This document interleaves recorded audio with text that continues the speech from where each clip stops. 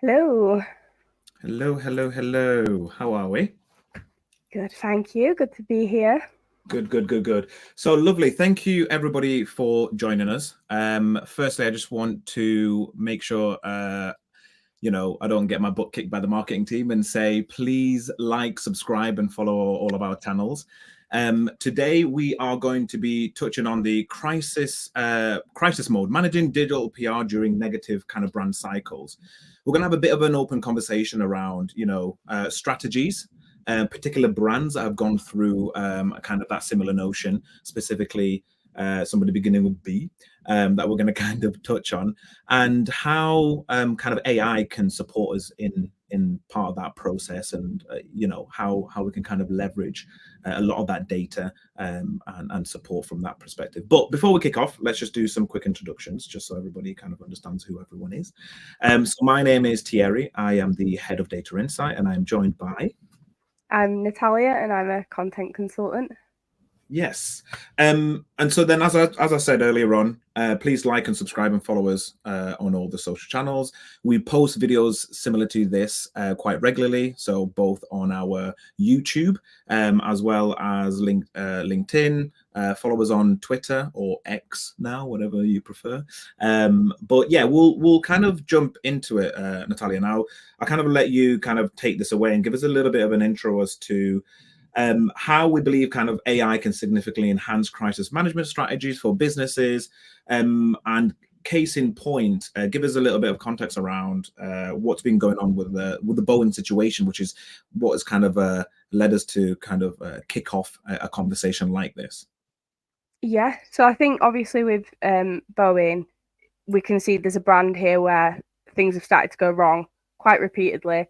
And it's about how they kind of react and can essentially change the public perception of what's going on, or at Yeah. least give sort of, customers some reassurance about, being connected with their brand using their services.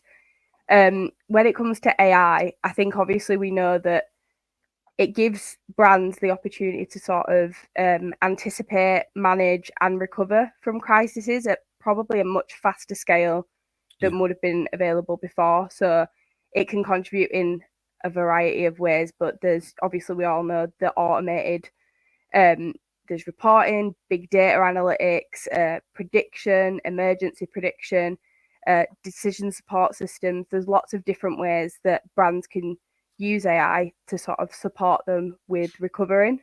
Yeah. Yeah, absolutely. And I guess when it comes to talking about, AI and PR in general, I guess we could probably break this down into like three segments, right? So I guess there is the ability right at the forefront to create a strategy that kind of leverages AI from a preemptive perspective. Then there is the aspect of like you're in the mud, like right now everything's kind of kicking off. How do we protect brand? How do we understand what people think and feel around this certain crisis? And then there is the post match analysis aspect of stuff, like we have taken the actions and the strategies we want. um, did this work? If something like this were to happen again, what would we kind of do?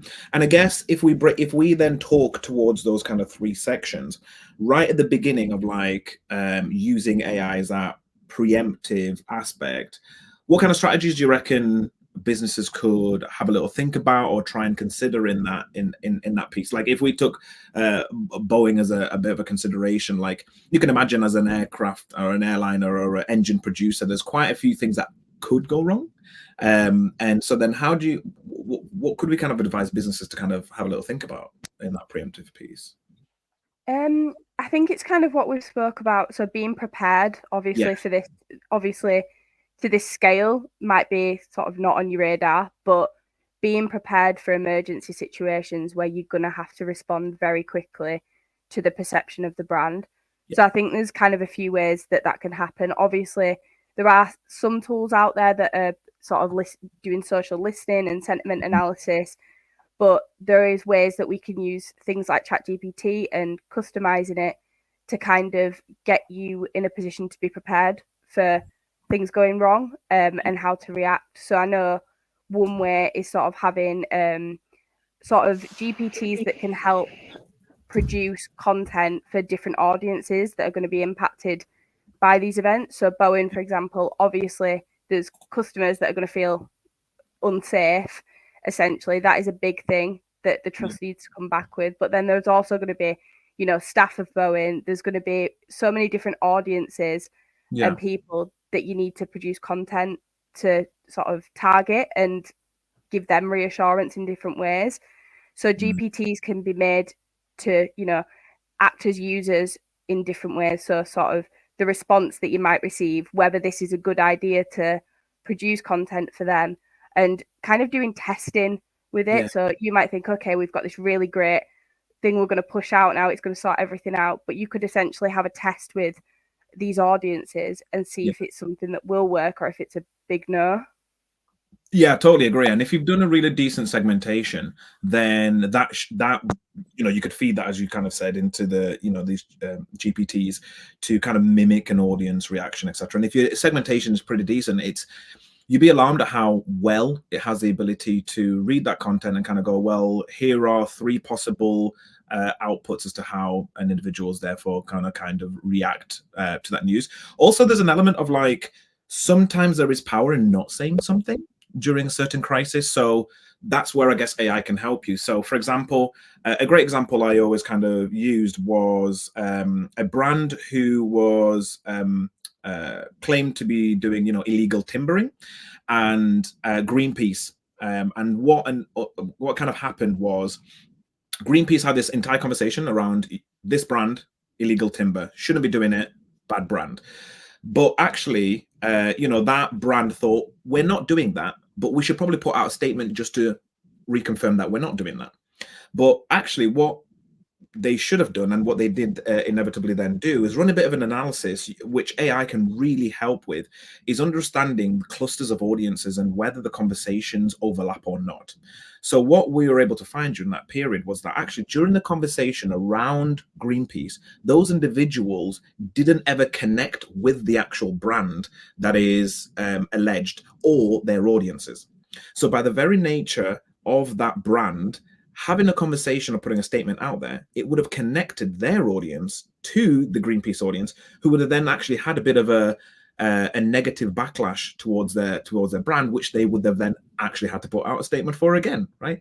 So I think this is where AI can be super powerful too, in telling you, should I actually be actioning and putting a statement out there, or should I be kind of holding back and run a bit of an analysis to see whether or not my audience actually thinks, feels, or cares about the things that we're touching on.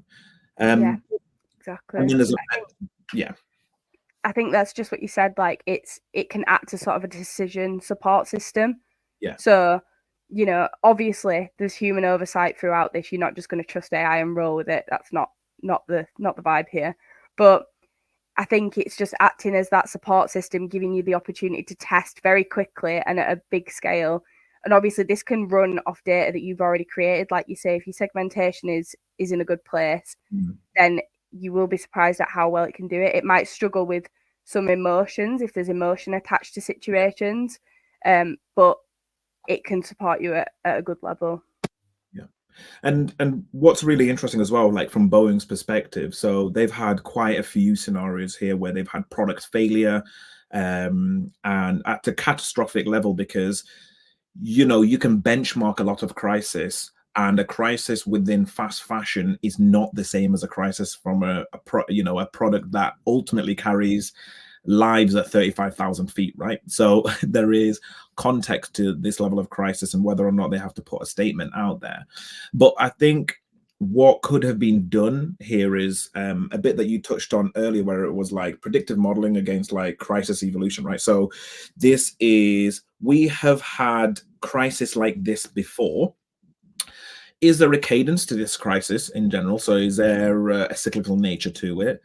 When we put out a statement, not even that, sorry. So we take all of our crises that have kind of occurred historically, then we track the sentiment towards those crises during that period in time against audiences. And then you can kind of benchmark and say, well, if a crisis of internal business occurs, we had a 24% decline in brand or brand perception. Whereas in crisis where there was a product failure, that might have been 70, 75, 80, etc. You can then start to benchmark and say, well, for the crises that we then put out a statement for, or we didn't put out a statement for, what was then the sentiment reaction towards that and post analysis? So what that allows you to do is almost have like a grid-like system of crisis so that you can go, okay, brilliant. Well, we've had a similar product failing here in which brand perception is catastrophically negatively impacted. If that has happened previously, how have we reacted as a model for how we should then maybe approach this? So there isn't really a should we, shouldn't we type approach. It's, well, what does the data say? And how did our audience think and feel about that? Which I think is quite clever. And I guess any brand can do that really at any kind of level. So I was just touching on like fast fashion there. That's a really easy way of doing it and saying, well, we've had a crisis like this previously where we've had a negative product review. This is the sentiment from our audience. So therefore benchmark going forward how we should probably react like that. But I guess one of the things I wanted to ask yourself specifically, Natalia, is from a Google perspective, because we've talked about this from like an audience and like a brand perspective, but I guess we're moving into the era now where AI and large language models are being trained on things like reviews and news, etc. How do we make, what kind of strategies do you think people would need to consider or deploy in the context of SGE and how Google sees your brand as an entity, right? I think that's a good question. I think it's, I guess with all this and like when it works with brand and Google, essentially, if what you're spewing out is kind of just a response and it lacks any meaning, then I don't think that will work on sort of any level. But if there's content going out where you're identifying, answers to specific issues that people have, and you're giving helpful content that's going to help regain that trust both with search engines and with customers, then it's going to be a lot more sort of successful than just putting content out there to react to issues. I think it just comes back to what has been a trend so far, which is just that trust and that quality. And it's just making content that actually addresses issues and actually responds to certain things rather than just statements for the sake of statements. Yeah. No, I definitely agree. And I guess that kind of we can't really talk about AI without talking about the efficacy of certain stuff as well, right? So I guess another question would be like, what kind of ethical considerations in using AI for monitoring like public sentiment, as well as like personalization within PR would we have to have a little think about there? Because we've talked about, if you've done your segmentation, give it to your AI. If you've had crisis before, feed it into your AI. What kind of ethical considerations then should we really be having if we are using AI within the context of these strategies? Yeah, I think that obviously the obvious ones that kind of stick out is sort of respecting privacy and not feeding any demographical information that you shouldn't be into AI, and sort of respecting that level of privacy and just avoiding manipulation. So I know obviously we've just spoke about trust. Users and customers and everyone is becoming more and more aware of what they're seeing and understanding that sort of. I think people are becoming much more smarter than we realise quite quickly in terms of what's legitimate and what's not.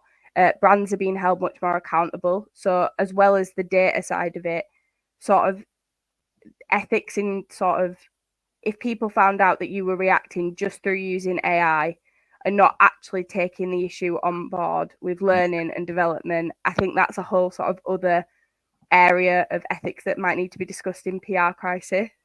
Yeah, I definitely agree. And I guess as well, like within that ethics, like we're even talking about it from a brand perspective of like a brand being quite, trustworthy, respectful, not trying to kind of dupe audiences and seem. And if they are really a brand, authenticity, I guess, is a massive cornerstone into how they should actually be playing with their audience. But I guess there is the other aspect of it as well, where it's like, we have had a crisis and we are putting the content out there.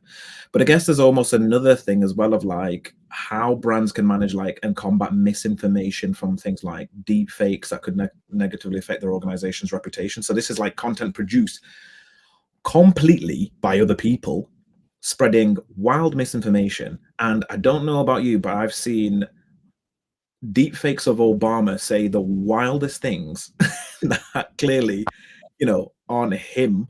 And so then, are we going to get into a bit of an era here where like content creators that you may have brought into your brand getting, deep fakes and misinformation, or even people on your own board and things like that? Like, I guess, yeah, what kind of things you reckon brands can do to kind of mitigate dangers like that?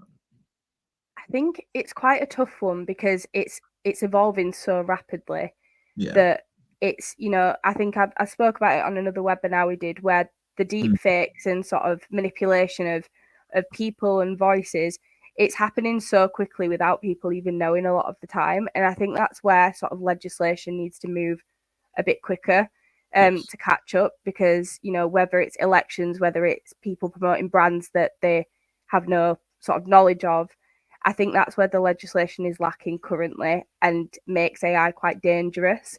I think obviously as a brand, it might be more like damage control or sort of statements if there's very clear misinformation going out. Obviously there's the introduction of sort of detectors and things like that, but with Yes. visuals and deep fakes, that might be a bit more difficult with how rapidly they're evolving. Yeah, I definitely agree. It's a weird one because it's almost like, to an extent, depending on the context of the situation, you're almost wanting like AI to combat AI. It's a real bizarre scenario. But I guess with deep fakes, I guess if you've already got yourself in a situation where that has become part of your risk analysis, then there should be at least a strategy to combat that, to say, this is clearly not us. This is how we speak here. This is our tone of voice. This is our brand look and feel. So therefore, please do not kind of fall for this kind of stuff. And I think a great example of an individual who has combated things like this is like good old Martin Lewis. I don't know if anyone's seen a lot of that stuff. Like, he suffers a lot from that kind of fraudulent kind of AI driven type of activity. But yeah, he still remains, aware of it. He mentions it. He speaks about it quite openly, and then gives his audiences actually the tools they need to be able to understand when it's him and when it's not, ultimately, and what sits within this kind of brand realm, as it were.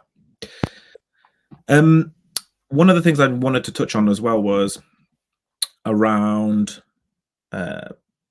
specific crises, because we have going on from kind of like deep fakes and AI being able to like hallucinate a larger portion of the content that it kind of creates in somewhat. So some large language models like Gemini, for example, is a great example, right? So it started having historical recollections of individuals that were never there. So how, I guess, can brands mitigate that going forward when we are talking about speak to AI to help, model your audience's behavior, and then it hallucinates at the same time? Yeah.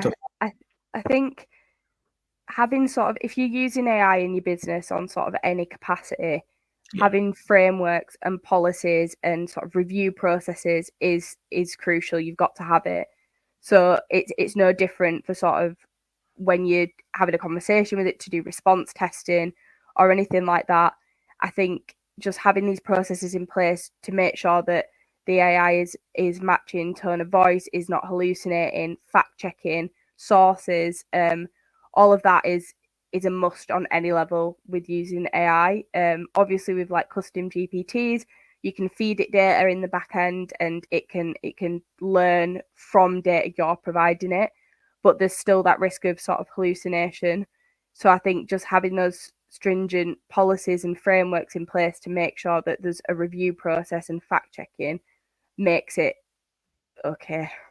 Yeah, and I guess it's also playing into the piece that you talked about, Natalia, where you were like, it's still within its kind of early phase, and I guess this is where like human and AI need to live hand in hand, right? So it's not going to be like 100% response strategy that's been produced by AI, written by AI, and then pumped out into towards your audience by AI.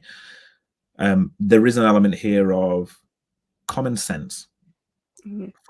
and that is exactly what humanity can bring to this situation. I think like that human eye of understanding. Really, would that audience be okay with that kind of tone on and us speaking like that as a brand, as well as referring back to your kind of brand guidelines as well, like you know who you are as a brand and as a business, and ultimately if there is a response put together or a strategy put together that doesn't fit that, then naturally that's not right for you guys to do that. But yeah, there is a lot to consider, but were there any other kind of crisis hints and tips from a digital PR and AI perspective that you wanted to touch on? Um, no, I think that the way that it can benefit brands the most currently is just from scenario planning and response testing and monitoring. You know, there are, as I mentioned, some tools that are out there that use AI currently that do sort of sentiment tracking and things like that. But I think brands can safely use um, custom GPTs and frameworks for AI that they've developed, as long as there's these guidelines and for it to support a decision making process. So just like you said, with working hand in hand, you know, AI still lacks the ability to understand human experience and human emotions. It's getting better for sure. Like we've seen Gemini analyze transcripts and pick out emotional moments, but I think just understanding that it's something there to aid and speed things up and, you know, analyze big pieces of data that you've already got, but not just becoming dependent on it, I think is key. Yeah, absolutely. And are there any kind of tools or um, specifically for digital PR and the world of AI that you would kind of recommend having a little look at or um, talking about? There's definitely some out there. I know myself, I haven't sort of looked at them in detail to be able to say if they're good enough Mm. or not, but there's I think it's called like Profit, and it does on demand results and sentiment tracking and rapid analysis. And a lot of these tools now have sort of journalist information built into them. So you know you can track your sentiment and social listening, and then you'll be able to produce something very very quickly, and then send it out to a bunch of journalists that might be interested. That kind of stuff does exist, but again, it's speeding up things that might not be as effective as you doing it manually. But if you find that balance of sort of human and AI, I think that's where the best results will happen for managing crisis. Yeah, absolutely. And I think this almost sits in terms of like managing crisis and also it being that human and AI element. I think AI in no time soon is it coming for digital PR jobs or PR jobs in general. Just as you've kind of touched on a couple of times, it is very much a tool that helps you inform the strategy. Like the way I like to think about it is you use it to almost sense check activity or to help speed up a certain process as opposed to automate everything that you're going to do. So I can't imagine any of these tools are going to kind of come for digital PR jobs in general.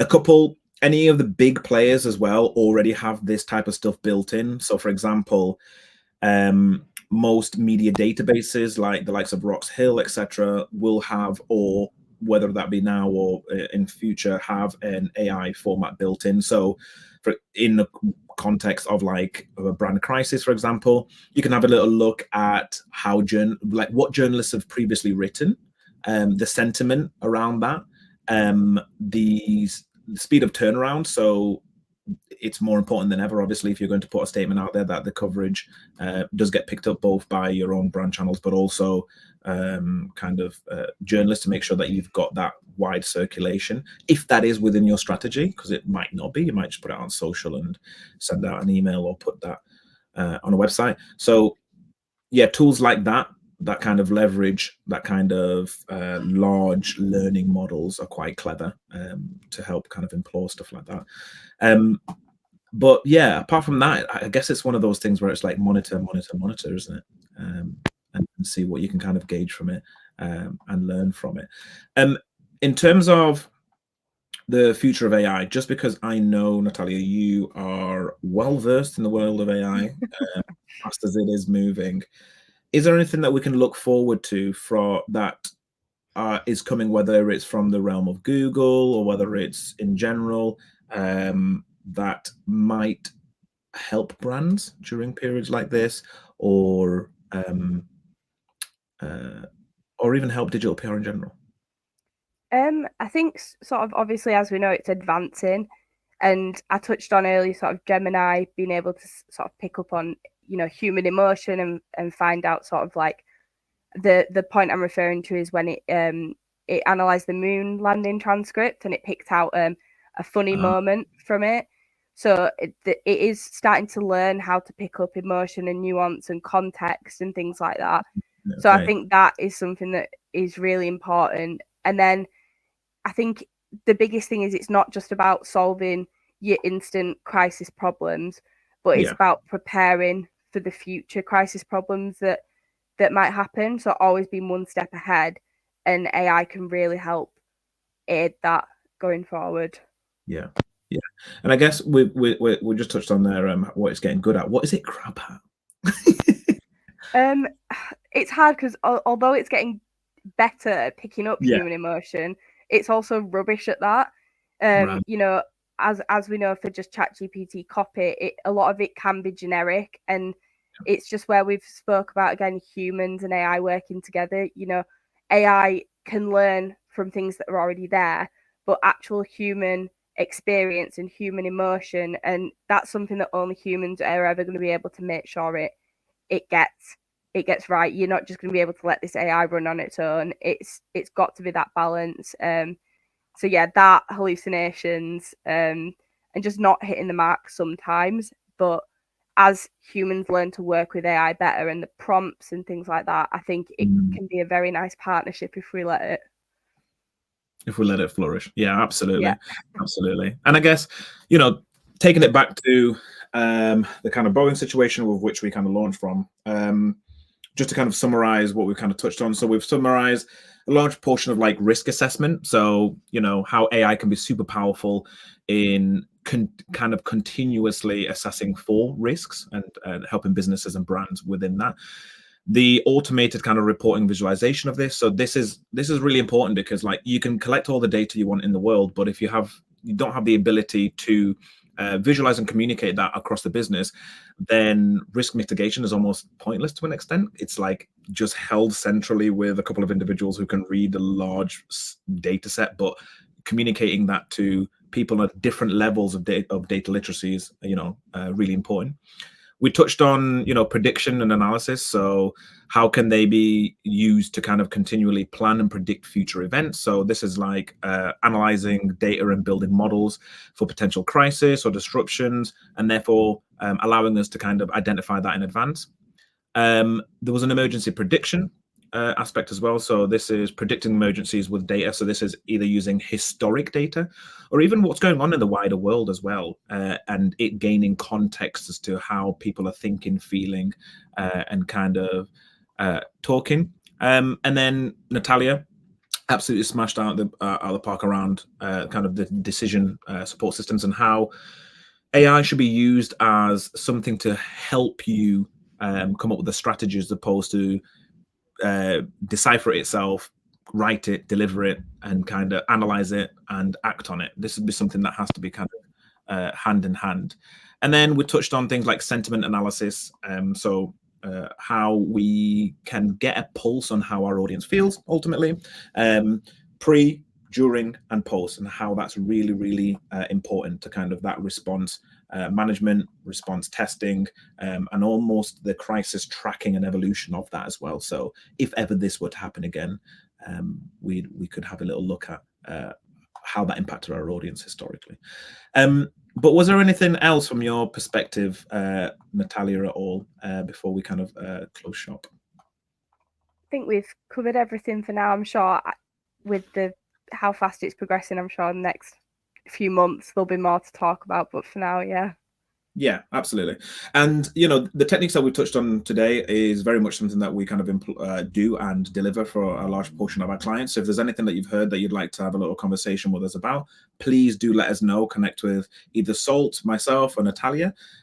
Please make sure that you like, subscribe, and keep an eye out for a large proportion of these videos. We do quite a lot of this style content. Let us know what you think. Let us know your opinion as well. Like, what would you do with kind of AI during brand crisis cycles and moments, or what should other brands have done, which is quite interesting.